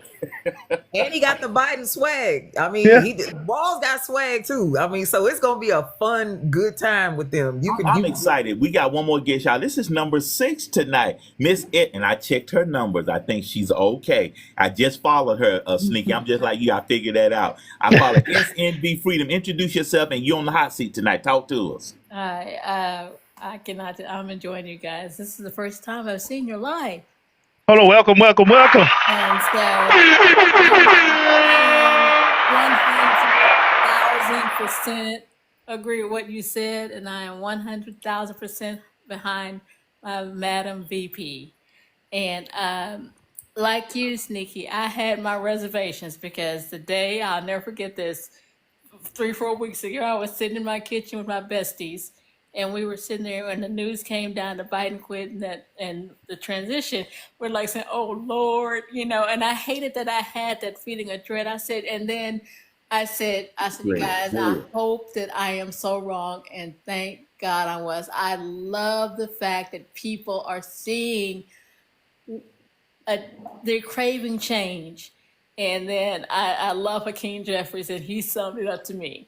He said Trump is like an old boyfriend. Old boyfriend who keeps circling around the block, right. And he's like a stalker. That's how I look at it. He's like a stalker. But I think that she is battle ready. She's been through all this before. She's dealt Yeah. with that. This is nothing new to her. And you're so right, Doctor, when nothing like a black woman. We know how to clap back. We know how to clap back, and I think every measure, there's nothing that MAGA can do because she is covered, And one thing I encourage you guys to do, and I'm reading up on it, was that you had a Republican group, I think it was a few days ago, who tried, and if you talked about this, I apologize. No, go ahead. Using the Dred Scott case of 1850 something to nullify her presidency.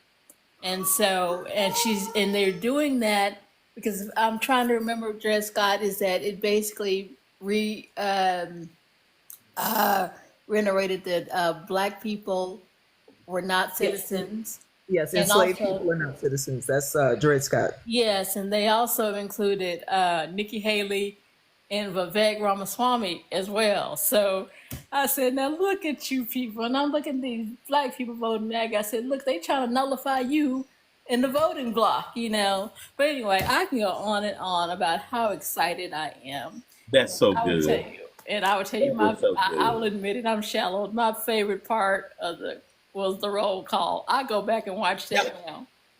Right? Georgia, how do Yeah. you give your vote? And the DJ came in, and Lil John came in there. Turn down for what? I know. Yeah, Oh my to the God, when window. Lil John came To the on. walls. I was like, yeah, man. But I believe in our Madam Vice President. I think she bringing what she knows and also what she learned from Joe Biden, who I just absolutely adore, and I have for a long. You got it, and I send shouts out to them too, because they did discharge my student loan of $130,000. Wow. I Wow. was one of the fortunate ones to have my student loan discharged after paying on it for a number of years. Well, So praise anyway. the Lord. That's a bless. And see, that's a personal testimony. Thank you for being here tonight. And you got 4 new followers, okay? SMB. Okay, well, y'all, I will follow you all. And when did you come on? Every Tuesday night at 8:00 p.m. Eastern Standard Time. Tuesday night at 8. Okay. So, I got to remember that. Make sure my Okay. notifications are on since you follow me.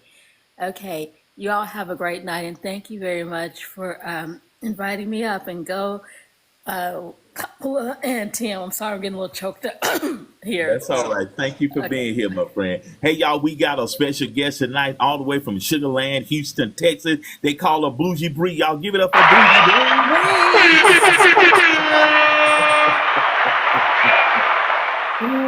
What's up, Bougie? Oh man, how are you guys doing? How are you guys doing this evening? We doing fine. How you doing? Oh man, I'm okay. I'm doing okay. I'm excited for the recap. I'm just excited to see what we're going to be discussing. I know what my favorite part was definitely the roll call. Okay, yeah, we can just jump on in there with that, because we've been going strong for an hour and 23 minutes. We've been going strong. But what was your favorite part? I definitely the roll call, and then I think Michelle just put the nail in the coffin on that fool. She just summed him up, put him in that coffin, and nailed it, and they put him 6 feet under. I mean, that's how I feel about that. And what I have really been entertained about, of course, I followed the whole DNC, but I'm watching the fallout on Trump. I'm watching him flailing and grabbing at every freaking straw he can. I'm watching him with these rallies. And there's a point in one rally, I can't recall where he is, where he literally stops because he can't remember what he's about to say. Right. And it was like a good 45-second pause. And you can see him in his, you can, with your ocular, you can see him struggling to try to figure out what the hell he's about to say. Right. And to me, that speaks to some cognitive issues that he's got going on. But I've just been watching the fallout and his crazy, what he got to say. The DNC was wonderful, don't get me wrong. All parts of it was wonderful. Michelle came out there and she just wrecked shop on them fools. Everybody's saying in 2006 or 2008, she was like, when they go low, we go high. But in 2024, she said, fudge that. I know that's right. I know that's right. I know that's right. I feel the same way. But I mean, I watched nearly every part of it. I did Even too. Lil Jon with his crazy ass up there. I really enjoyed it. But like I said, my favorite part is watching this fool trying to get his life together in front I of know. everybody. Did y'all see that video? Y'all see that video with him and Mar-a-Lago with no hair and makeup? Hello. You see it? Hello. It just looked like an old fat man. He just Really, pitiful. one of the last questions I want us to address real quick, and I just saw somebody put it in the chat, and I hear this in a lot of the opposing viewpoints, TikToks. How can they say, I know, right, exes, I love those two grandnieces as well. How can they say with a straight face that Vice President Kamala Harris slept her way to the top? Really, every position you had, you have to be voted into that position. How can they even form their lips to say that? Because they have to say that. They have to come up with some kind of bullshit. I mean, they have nothing. There's literally nothing you can say negative about her or Waltz. Like, tell me something, give me something. They have nothing of substance. All they you can know, do is try to drag down a black woman and say that look, Trump talking about grabbing by the coochie, and they trying to say that she used her to get someplace. Come on, man. I mean, Come on, this man. is the same man that was in pictures with Jeffrey Epstein, so I don't know what the hell he's talking about. So, he's documented to be very good friends with Jeffrey Epstein before he unalived himself. So I don't know what he's talking about, sleeping with who, that, and the third. That's a bunch of bullshit. And he cheated on every wife he had. Every wife he ever had. He got how many felonies? Sneaky, come on with it. How many felonies he got? Oh, 34 so far. Yeah. Wait. Hold up. I'm about to say some wild shit. So actually, her sleeping her way to the top versus him cheating on every wife actually proves her much better at fiscal policy management, because she used her shit to gain fiscally, whereas his action, he lost money with every successive move. So Did you just say physical management? No, fiscal. Oh, I heard that wrong. Get your hearing aids together, old man. Either way, Sneak. Either way. No, I mean, I was going to say that was cool as shit. Did you just say physical management and she did it better than him? For your fiscal management, I got you. Say, who did it better for you swing that ass? I mean, I'm kind of with Sneaky on the physical part, though. Look, that's going to be, there's going to be a TikTok with physical management. Thank you, Mo. I'm going to tag you in it. That was good. Hey, Claudette. Hey, Claudette, how you doing? Hey, Bougie. Yes, sir. Again, I know you heard all the speeches, but what's outside of former First Lady Michelle Obama, what other speech really touched your heart? I mean, I was looking forward to Michelle. So that's the one I really wanted to concentrate on. The other speakers were wonderful. Kamala is she is an amazing orator. She is an amazing, she knows how to rally people. Trump just stand up there and, look ignorant and say, we're going to make America better again. That's about the best he can do. But she rallied the people. She got the rally going. And besides First Lady, I mean, there were other people that spoke, and all well. But I really was waiting on Michelle to come and bring it home. Okay, let me ask you, since you the late comer, we're gonna throw a lot at you real quick. I see so, this. and I'm asking this to the panel. Let's play devil's advocate for a moment, and you go with that slang, that colloquialism. Now, make America great again. What era in the last 240 plus years, what era are they pointing to? I have no idea. Great. I have no idea. I know. When they owned us, when they owned us. I can tell you. That's what I'm about to say. When they owned us. I can tell you which periods they is going back to. I can tell you too, when we was 3/5 of a person. Well, no, not exactly that far as back, because they do like that creature comfort. Okay, now what's in their ears pointing back to is Miss Millie Okay, and Mr. Smith from down the corner down the way. Now, what you is gonna have to keep in mind now when we go back here, okay, is to keep your eyes down because they don't like it when you look, straight in. You don't would even be no ugly Negro. Okay, you gotta keep your ass on the right side of the tracks. Now that is where they want to go back. They want to go. They want. I don't know what America they trying to make great again. I'm with Mo on the whole. They want to go as far back as they can to keep us in line. To keep us in line. Well, okay. I'll tell you this. For the last few moments, y'all, we got brother Eugene Williams. He was here with us a couple of weeks ago, and he was a fan favorite, and we're glad to have him back. Sneaky, give him some love real quick. Oh, welcome to the Blue Table Talk. Brother Eugene Williams, what did you love about the DNC, and what speech did you really, really stand up off your couch and really clap your hands for? What did you love about the DNC, and which speech did you like? Well, first of all, the DNC, when you compare it to the RNC, it was like going to the Taj Mahal versus Chuck E. Cheese. It was crazy.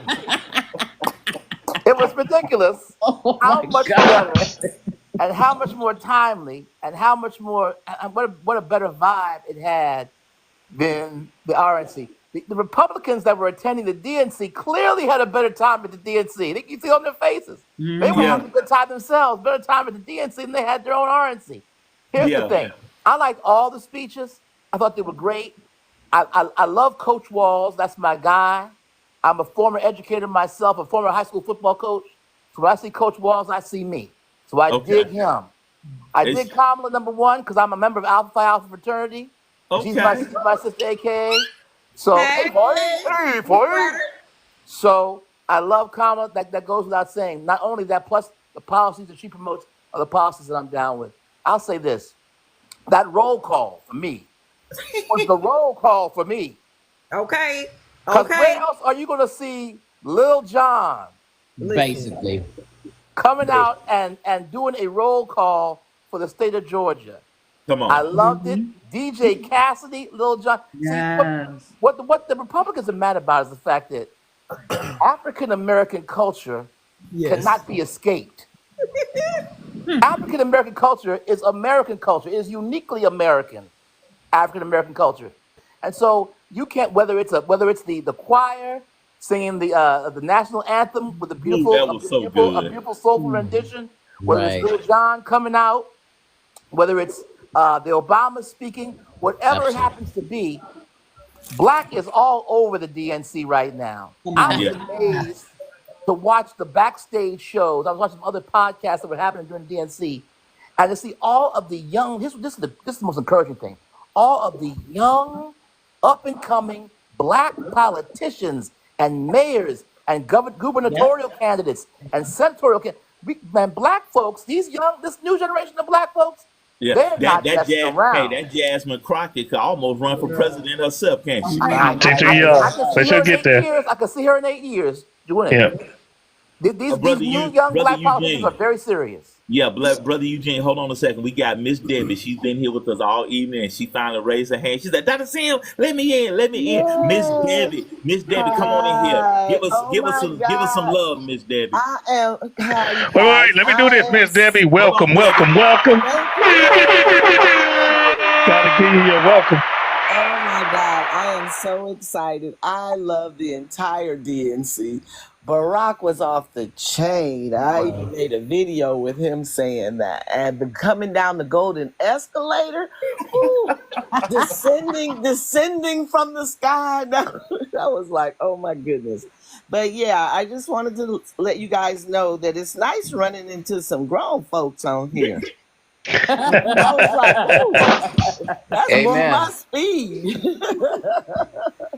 And I'm getting involved. I signed up to do the phone bank where you could do it from your computer. And I've been fighting a good fight. If you look at my thing, it says account warning because I've been commenting all over the place. Now I can only do blue hearts. Watch that. Take it from an expert. Okay, I'm fighting a good fight. They're like, you're one comment away from. I said, okay, now I just drop a blue heart. Yeah. If someone says something I don't like, I just, but I wanted to go back to the petty. Because her first petty move was when she got off that plane with that tan suit. Yeah, That thank was you. like, oh my God, I almost died. She stepped off to her first shot was Yeah. with the tan suit. So I said, oh, this is going to be good. Gangster. So I'm not voting on Trump because I never would. I'm a never Trump person.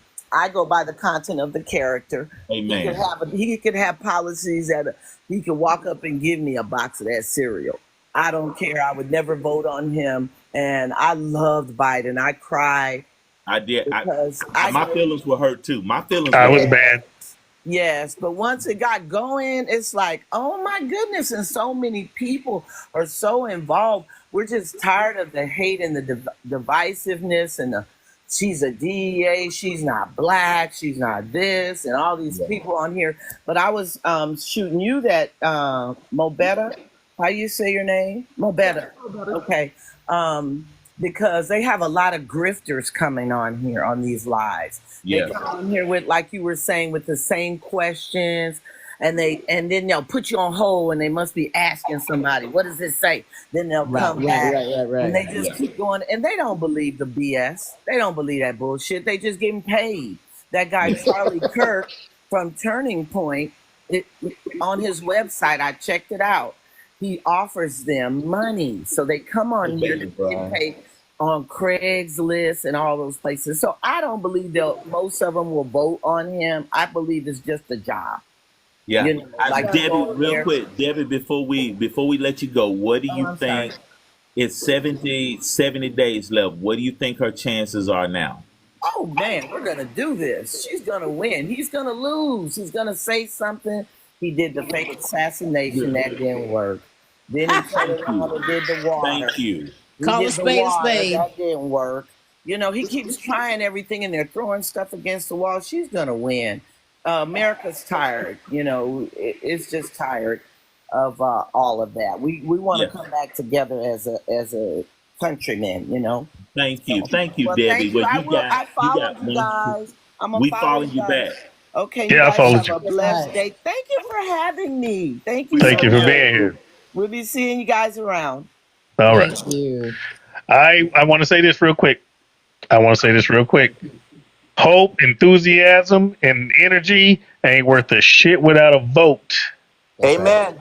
Make sure you get down there to vote. Check your voters registration every week. Texas just took out 1 million voters. Just took them off the rolls. Some of those were people that are no longer with us, but some of them aren't. Georgia is doing some shenanigans. You saw that. You saw that about Georgia, all that. There are a lot of voter rolls, especially in swing states, red states, where they're trying to take people off of their rolls. Check your voters registration every week. Try to motivate someone else to do the same thing. And when you go to vote, take as many people as you can with you. Bring a lunch and a snack, because some places they won't let nobody bring you shit. Take a picnic basket and vote. Hey, do like you do with the movies. You get your little backpack and you put some snacks in there. That's right. And bring some good food so you can get that big bag. You know what? Okay, we're going to start with Eugene, Bree, India, Mo, and then Sneaky. Y'all give us your final comments and bound your final comments with this. And Sneaky just said it. All this vibe and all this enthusiasm does not translate to a vote. What are you going to do to make sure that you do your part to help the Harris wall ticking? We're going to go with Eugene, Bree, India, Mo, and then Sneaky. First thing I want to tell you is, number one, I just made another donation to the campaign today. Oh. And I want to tell all my brothers and sisters at the gas stations and at the 7-Elevens, if you could spend $1 or $10 on a lottery ticket, you can go to KamalaHarris.com and put that money for the campaign. You have just as good a chance of getting return on your investment with voting for Kamala with her money than you do playing that lottery. So I like that. Support her financially. Support her in terms of the vote. We got to do this because we can't get complacent. See, people got complacent with Hillary Clinton. That's how we fell off with that one. Remember, we gotta beat this man overwhelmingly. to where the That's why electoral college will really Barack make a Obama difference. said, "Don't boo, vote. Don't boo, Damn right. vote." Don't boo, vote. God bless y'all. Have a great night. Okay, Thank you, Mr. Eugene, come on, Nikki. Bray. Come on, Bray. I want to speak to what Sneaky said a couple weeks ago about the voter registration. I was removed, and I was shocked. I was shocked, and I don't know if it has to do with. I don't know. I don't know. It could be the fact that I've moved from one place to another. It could be the fact that my father died. It could be a number of things. But I was removed, where I was on that mug last month. So I was very shocked. So please, I implore you to do as Sneaky is saying, because I just happened to look and I was like, where the hell am I? You know, what I am personally doing, I'm doing a voter registration for the Montrose Center for our LGBTQ community. And I'm also doing some of what she was talking about through your computer, being able to contact people through your computer and do like a, push for the campaign. But my main thing is working in the Montrose Center for the LGBTQ community, especially our younger people that have been displaced and don't have like the ability or don't have the know-how to register for voting. So that's my personal contribution. That's what I'm doing. And thank I'm you so for sorry putting I out. was late Listen, I was driving from the Woodlands. Mo already know how that works out. So, and thank you for putting out our advertisement, our commercial too. We appreciate you. That was No awesome. problem. Thank you, guys. I love you. I'll Love see you you. next week. Okay, come on, India. Well, I've definitely donated a few times.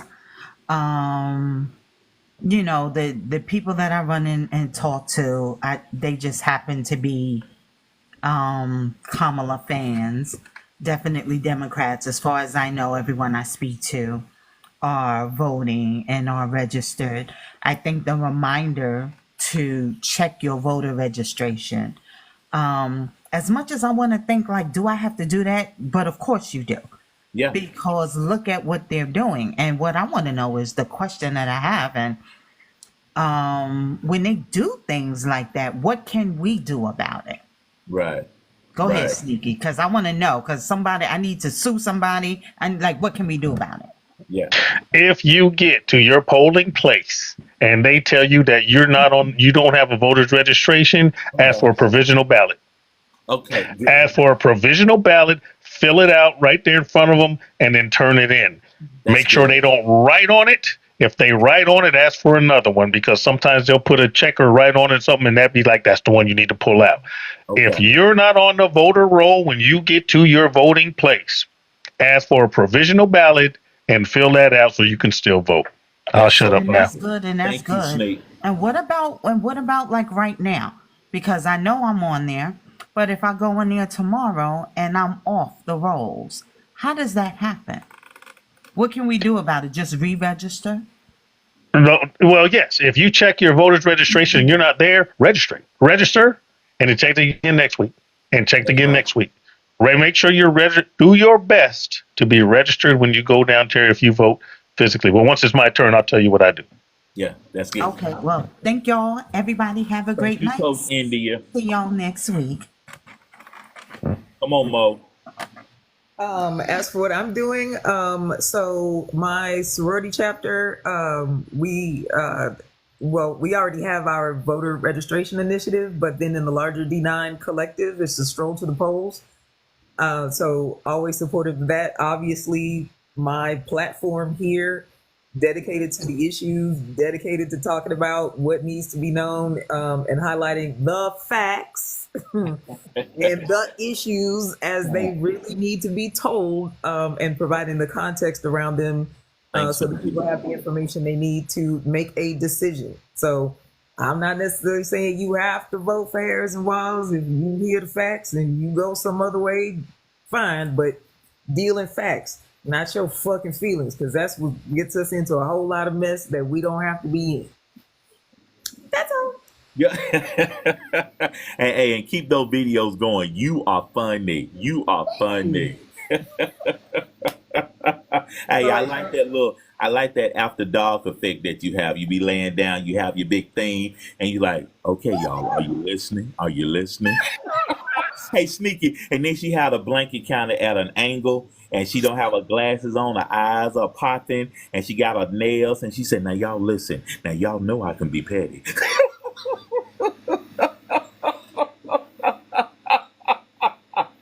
She's something else, Sneak. She's something else, Sneak. Bye, Mo. Bye, Coach. All right. Yeah. Take care. Come on, Sneak. Okay, I am petty and I am impatient. So this is what we do in our house, in my house. Voting is a family affair. Okay. Right. We all get, I'm in North Carolina, so we all get our absentee ballots. They come in early. We all Okay. sit around the table. Me, my wife, and my daughters, they vote for whoever they want. All right. Most of ours are lying, but I don't tell anybody who to vote. That's not my place. They're grown ups. They can vote for whoever they want. Then we Right. rotate one ballot to the left or to the right, and we all witness for each other. Okay. Okay. We make sure we have a photocopy of our ID because that's the way it is in North Carolina. You fold it up and you stick that in there. Read the instructions. We follow those instructions to the letter. So, whatever state you're in, if voting by mail is authorized, read those instructions and follow them to the letter. Okay. And then once we seal everything, we wait till 1 or 2 days because you can stick it in the mail or take it down there. We'll wait for 1 or 2 days before the actual voting day. We drive down there together. We walk in. All the people standing outside, like, "Hey, can I talk to you?" Like, you just hold up your envelope. They were like, "Oh, okay, you already voted. Absolutely. Leave me alone. Be gone." And we walk in. We hand them our ballot.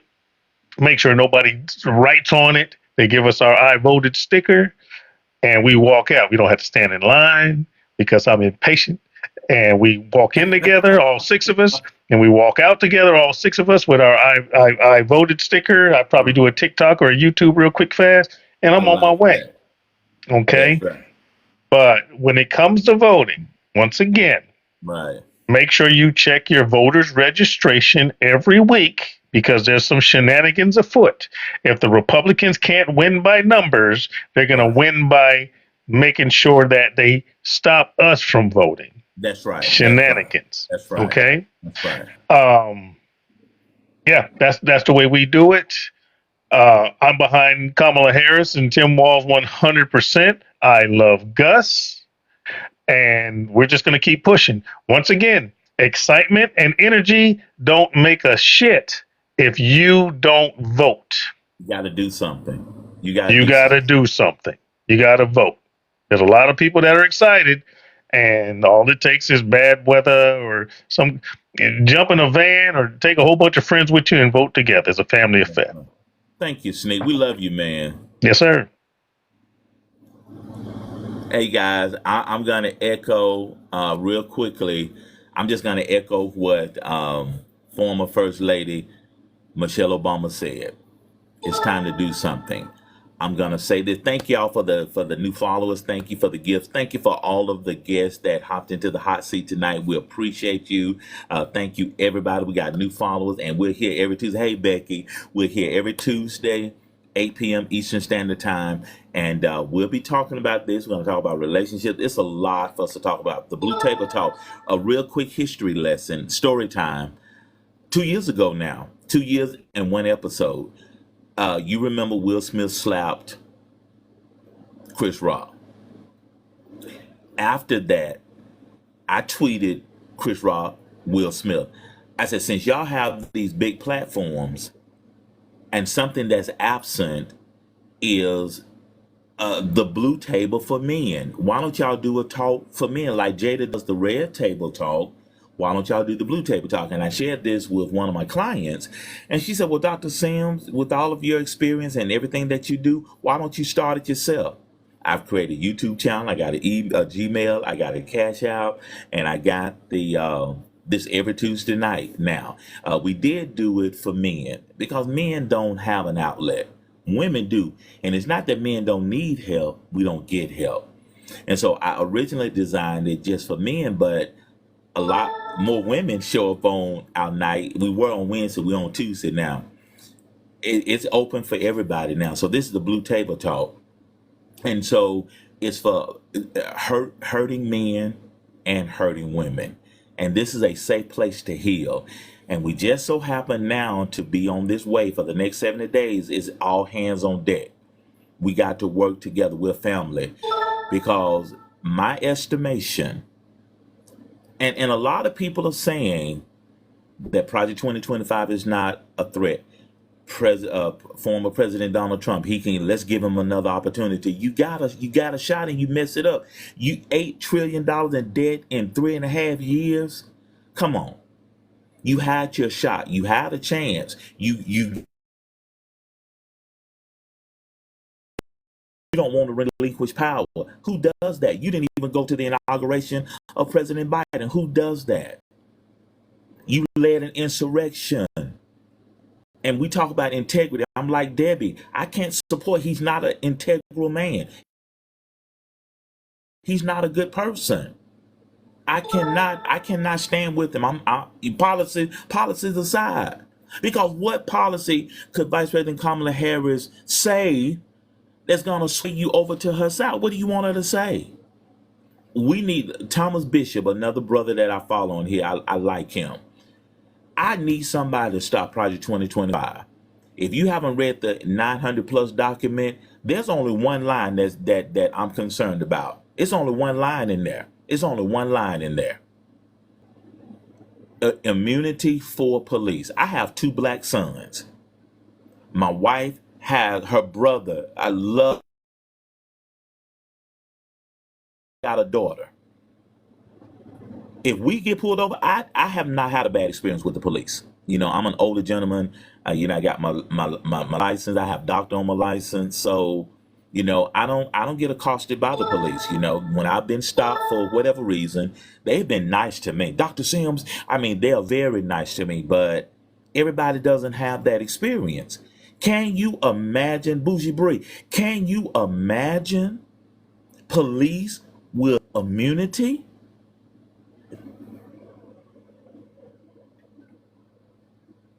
Okay? And he wants to be a dictator. Okay? Yeah, exactly. So I'm it's Harris Walls for me. And like Sneaky said, I can't tell you who to vote for. Thank you, Bougie. But I challenge you, as Michelle Obama said, do something. Check your registration. Talk to a family member. Talk to somebody and say, hey, are you registered to vote? We just need you to vote. And if you run across somebody, yeah, exactly. If you ever run across somebody and say, well, I'm not voting, I don't care. No. We can't have that.